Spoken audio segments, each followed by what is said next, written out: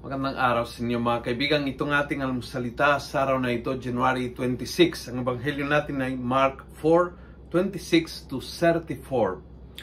Sabi ng ebanghelyo, Jesus also said, "The kingdom of God it is like this. A man scatters seed upon the soil.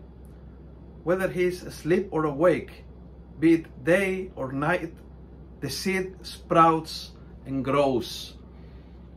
Big news. Ang kaharian ng Diyos hindi depende sa ating, depende sa Diyos.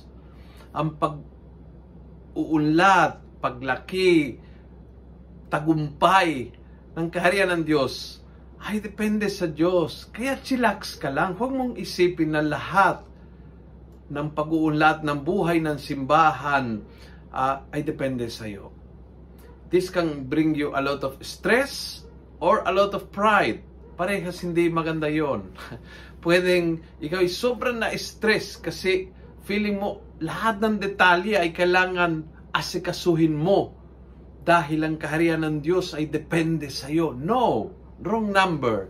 Hindi depende sa iyo ang kaharian ng Diyos. O pwede magdala ng malaking pride kasi feeling mo kaya maraming naglilingkod sa ministry kasi ako ang coordinator. Kaya marami nagsisimba kasi kami ang choir. O marami nagsisimba dahil ako ang nag-homily. We can be so full of ourselves, so full of pride. Kasi akala nating ang pag-unlad ng kaharian ng Diyos ay dahil sa ating. For this, also the answer is wrong number. No. Huwag ka ma-stress out dahil hindi depende sa iyo. Do your part conscientiously.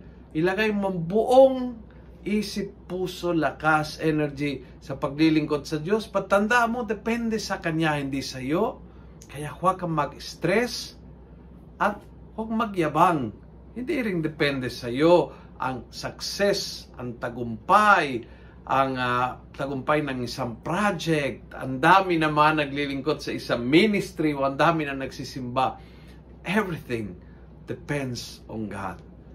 What a good news sa mga taon simbahan ng ebanghelyong ito. Kung gusto mo ang video ito, pass it on. Punuin natin ng good news ang social media.